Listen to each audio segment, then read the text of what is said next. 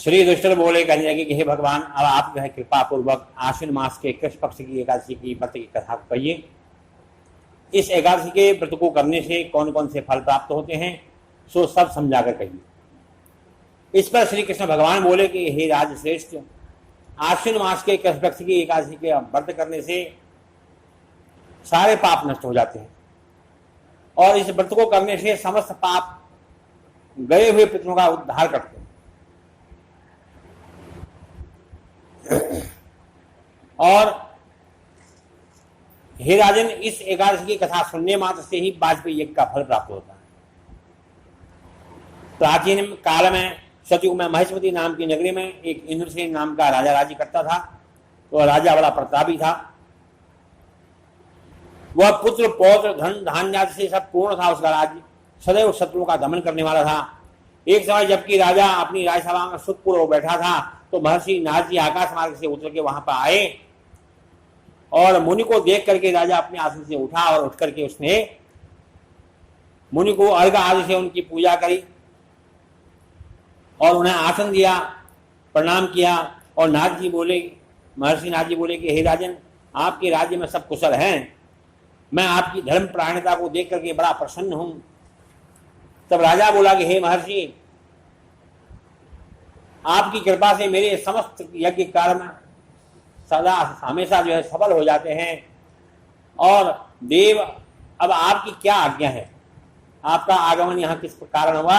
आप अपनी आज्ञा बतलाइए। इस पर नारद जी कहने लगे कि हे राजन, मुझे एक बड़ा आश्चर्य हो रहा है। एक समय जब मैं ब्रह्मलोक से यमलोक को गया तो उस जगह पर यमराज की सभा के मध्य में मैंने तुम्हारे पिताजी को बैठा हुआ देखा। तुम्हारा पिता महान ज्ञानी था, दानी था, धर्मात्मा था। एकादशी का व्रत बिगड़ जाने के कारण वह यमलोक में गया है। तुम्हारे पिता ने मुझसे तुम्हारे लिए एक संदेश भेजा है कि आप मेरे पुत्र के पास जाएं।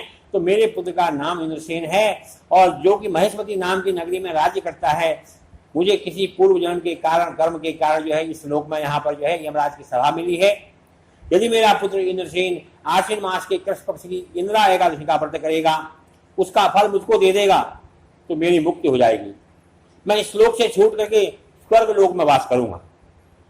तब राजा ने महर्षि नारद जी से ऐसे पिता के दुखपूर्ण जब बात सुनी, वचन सुने, तो उसे महान दुख हुआ। फिर उसने इंद्रा एकादशी के व्रत की विधि पूछने लगा।